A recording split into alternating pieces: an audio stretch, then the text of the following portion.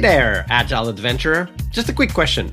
What if, for the price of a fancy coffee or half a pizza, you could unlock over 700 hours of the best Agile content on the planet? That's audio, video, e-courses, books, presentations, all that you can think of.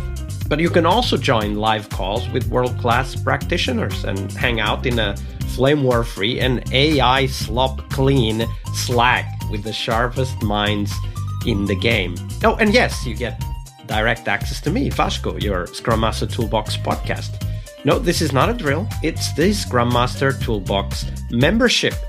And it's your unfair advantage in the Agile world. So if you want to know more, go check out scrummastertoolbox.org/membership. That's scrummastertoolbox.org/membership. And check out all the goodies we have for you.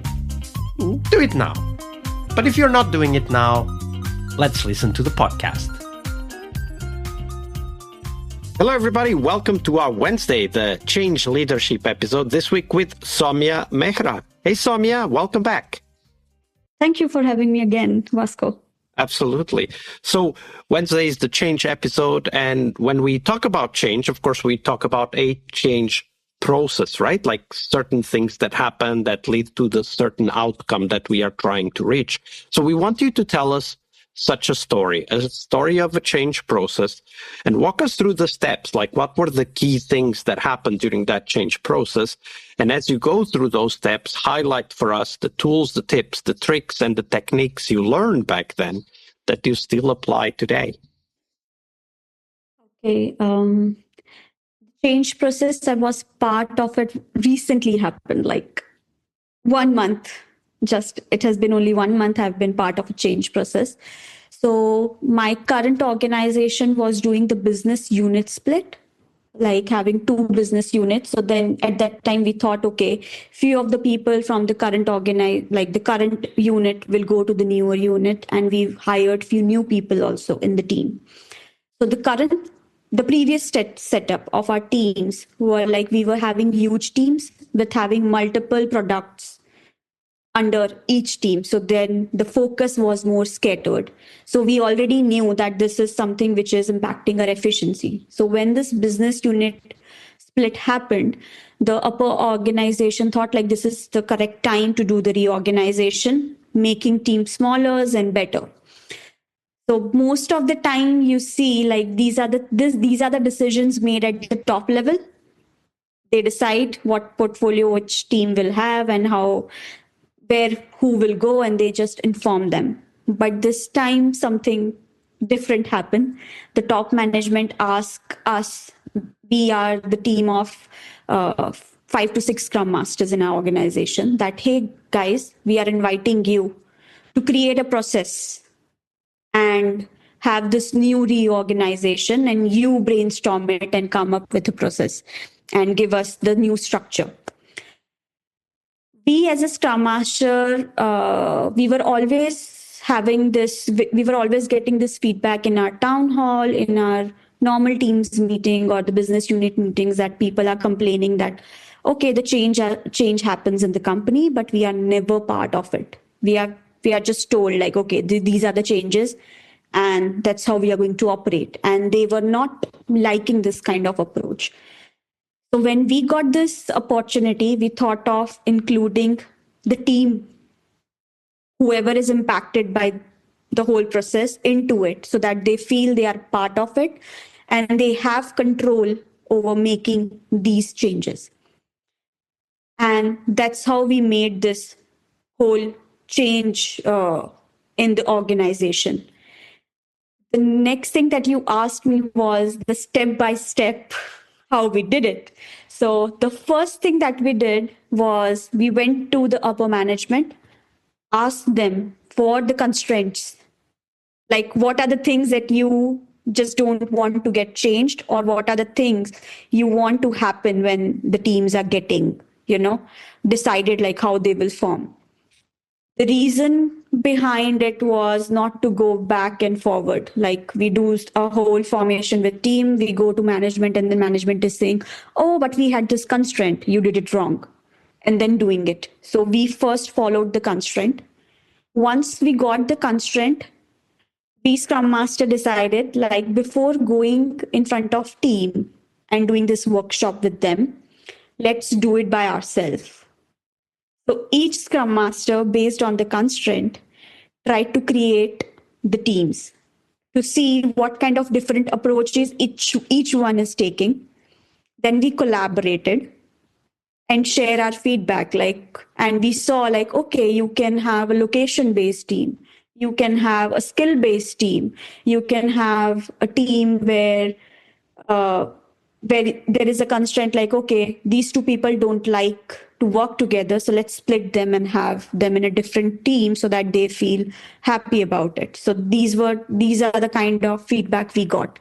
So once we were done with this, then we had a first workshop with the product owners, which was the bumpier one.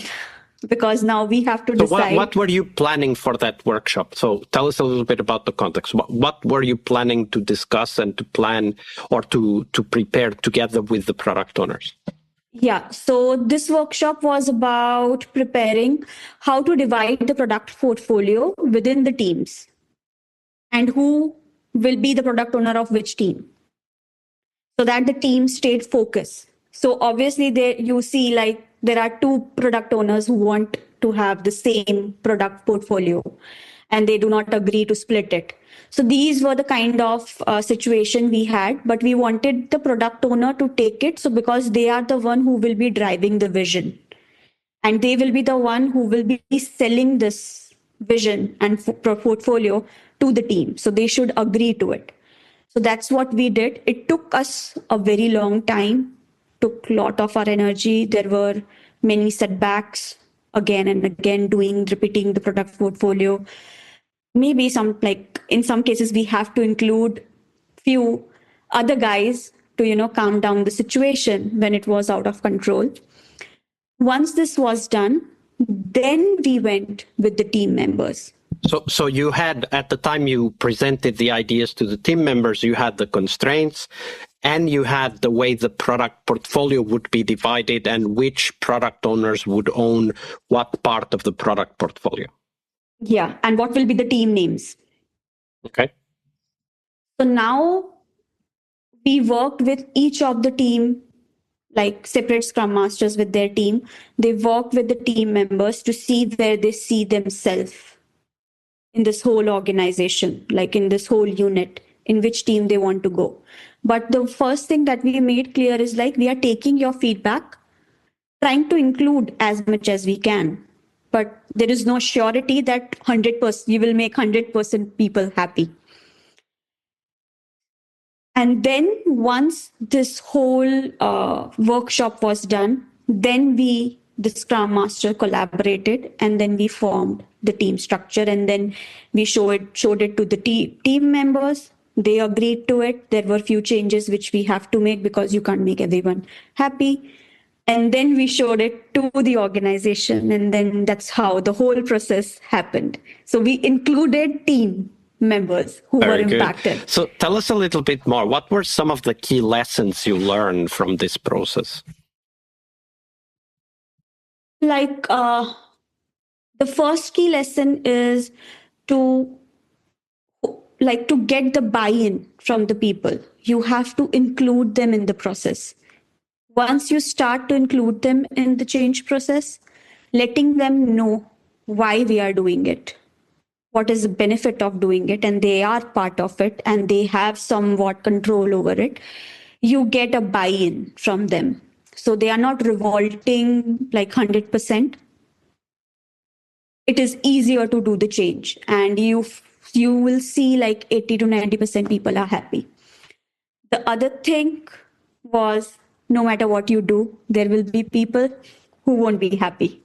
So they will be complaining. So there was a situation, we were in the workshop and one of my team members said, like, you know what, Somya, this is the wastage of time. Why are you asking us to be part of this process change?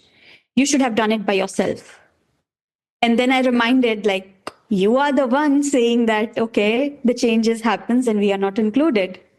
And now we are including you. So it's a wastage of time. And then I just said like, okay, see, we can't make everybody happy, but 80 to 90% people are happy and they are appreciating this change. So we are going to do this, and moving forward as a team of like the Scrum Masters, we call ourselves Agile Navigators. We will try to include you all in all the change processes. Yeah, that's another example of including them, right? Like hearing the feedback and then sharing back why we're doing this, why this is important. And of course, no matter what people, how involved people like to be, they always have the chance to step back a little more or step in a little more, right? Like it's not that we are telling them you need to do this and this and this and this, but no, there's these opportunities for you to be part of defining where the change is going. So you either take it or you don't take it. Yeah, exactly. Awesome. Somya, that's a great story. Thank you for sharing that with us. You're welcome. All right, I hope you liked this episode. But before you hit next episode, here's the deal. This podcast is powered by people like you, the members who wanted more than just inspiration. They wanted real tools and real connection to people who are practicing Agile every day. We're talking access to over 700 hours of Agile Gold, CTO level strategy talks, summit keynotes, live workshops, e-courses, deep dive interviews, books, and if you're into no estimates, we got the pioneers of no estimates in those deep dive interviews as well.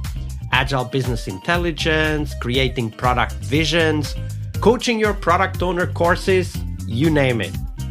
You'll get invites to monthly live Q&As with Agile pioneers and practitioners, plus a private Slack community, which is free of all of that AI slop you see everywhere, and of course, without the flame wars.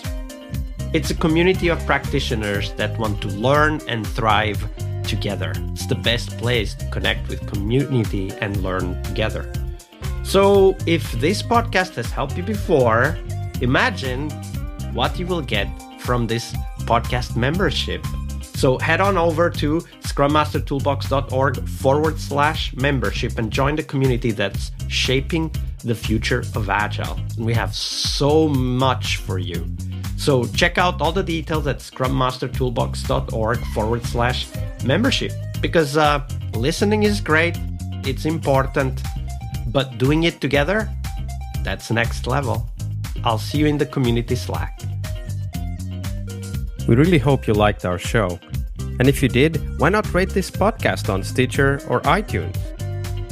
Share this podcast and let other Scrum Masters know about this valuable resource for their work. Remember that sharing is caring.